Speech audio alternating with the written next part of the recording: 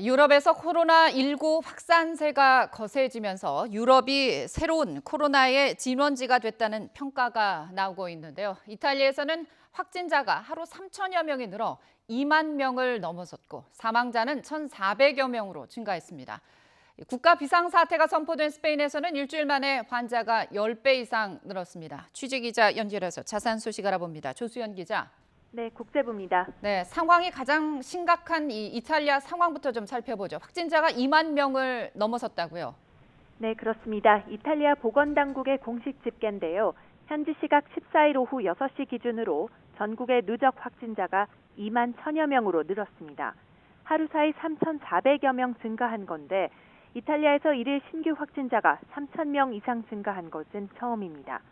사망자는 175명 늘어 지금까지 1,441명으로 집계됐습니다. 이탈리아의 확진자와 사망자 모두 전 세계에서 중국에 이어 두 번째로 많습니다. 연일 감염자가 불어나는 유럽은 사태 초반 중국과 같은 진원지가 됐습니다. 프랑스와 독일에서는 확진자가 각각 4,400명을 넘어섰고 프랑스 내 사망자는 91명으로 증가했습니다. 영국과 스위스, 노르웨이, 스웨덴도 확진자가 각각 1,000명 선으로 늘어나는 등 유럽 각지에서 코로나19 확산세가 거셉니다.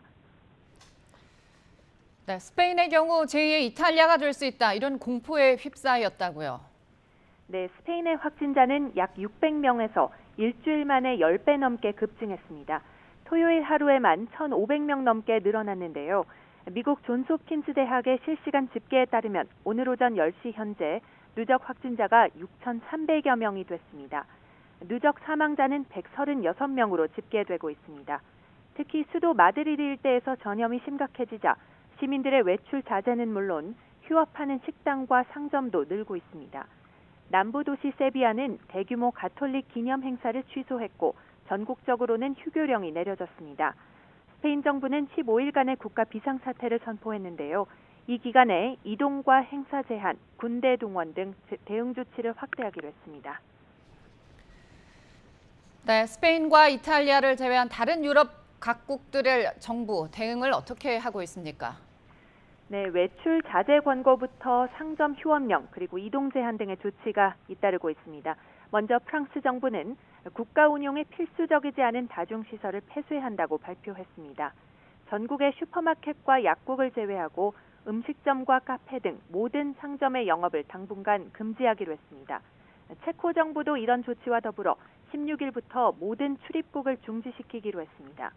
덴마크는 한 달 동안 국경을 봉쇄하기로 했고 노르웨이 정부는 16일부터 공항 폐쇄 조치를 결정했습니다. 독일에서는 수도 베를린을 비롯한 여러 도시에서 50명 이상 규모의 행사가 금지됐고요. 모든 극장과 콘서트홀, 성, 그리고 박물관 운영이 잠정 중단됐습니다. 지금까지 국제부에서 YTN 조수연입니다.